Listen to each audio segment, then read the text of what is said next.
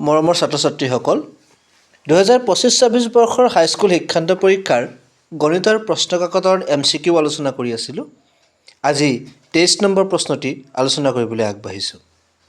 প্ৰশ্ন হৈছে n square আৰু n+1 হোল স্কোৱাৰৰ মাজত কিমানটা স্বাভাৱিক সংখ্যা আছে? মানে nৰ বৰ্গ আৰু n+1ৰ বৰ্গৰ মাজত কিমানটা স্বাভাৱিক সংখ্যা আছে? Option A 2n, option B 2n-1, option C 2n+1 আৰু অপশ্যন D n। ইতিমধ্যে প্ৰথম 22টা প্ৰশ্ন আমি 22টা সৰু সৰু ভিডিঅ'ৰ ৰূপত প্লেলিষ্টত আপলোড কৰা আছে। তোমালোকে প্লেলিষ্টত গৈ ভিডিঅ'সমূহ চাই ল'বা আৰু সেই প্ৰশ্নসমূহত যদি কিবা তোমালোকৰ ডাউট থাকে মোলৈ কমেণ্ট কৰি জনাবা। এতিয়া 23 নম্বৰ প্ৰশ্নটোৰ সমাধান কৰোঁ।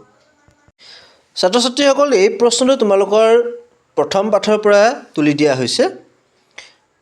তাত কৈছে যে nৰ বৰ্গ আৰু n+1ৰ বৰ্গৰ মাজত 2nটা স্বাভাৱিক সংখ্যা থাকে, টুৱাইছ nটা স্বাভাৱিক সংখ্যা থাকে।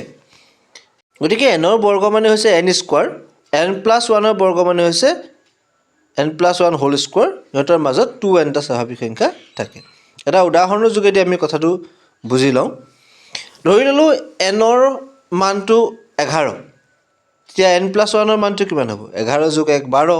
গতিকে nৰ বৰ্গ আৰু n+1ৰ বৰ্গ, তাৰমানে 11ৰ বৰ্গ আৰু 12ৰ বৰ্গ, 11 বৰ্গ আৰু 12 বৰ্গৰ মাজত কিমানটা স্বাভাৱিক সংখ্যা থাকিব বুলি ক'লে আমি 2n মানে 11ক 2ৰে পূৰণ কৰিব লাগিব। উত্তৰটো পাম 22। তোমালোকে বুজি পাইছা নহয়? গতিকে nৰ মান যিকোনো সংখ্যাই দিব পাৰে। যদি nৰ মান 10 দিয়ে আৰু n+1ৰ মান 11 দিয়ে, আৰু যদি প্ৰশ্ন কয় যে 10 আৰু 11 বৰ্গৰ মাজত কিমানটা স্বাভাৱিক সংখ্যা থাকিব, তেতিয়া আমি 10ক 2ৰে পূৰণ কৰি দিম। 10 × 2 = 20। উত্তৰ ক'ম যে 10 আৰু 11 বৰ্গৰ মাজত 20টা স্বাভাৱিক সংখ্যা থাকিব। এইদৰে তোমালোকে একে টাইপৰ প্ৰশ্ন কৰিবলৈ যত্ন কৰিবা। আমি এই প্ৰশ্নটোৰ উত্তৰ পালোঁ 2n। 1 নম্বৰ অপশ্যনটো ইয়াৰ শুদ্ধ উত্তৰ হ'ব। ছাত্ৰ-ছাত্ৰীসকল, আশা কৰোঁ তোমালোকে এই প্ৰশ্নটোৰ উত্তৰ বুজি পাইছা। ইয়াক আমি সমাধান কৰিবৰ কাৰণে কিদৰে কৰিব লাগে মই সেয়াও বুজাই দিছোঁ। তোমালোকৰ কাৰণে 24 নম্বৰ প্ৰশ্নটো মই হোমৱৰ্ক হিচাপে আগবঢ়াইছোঁ।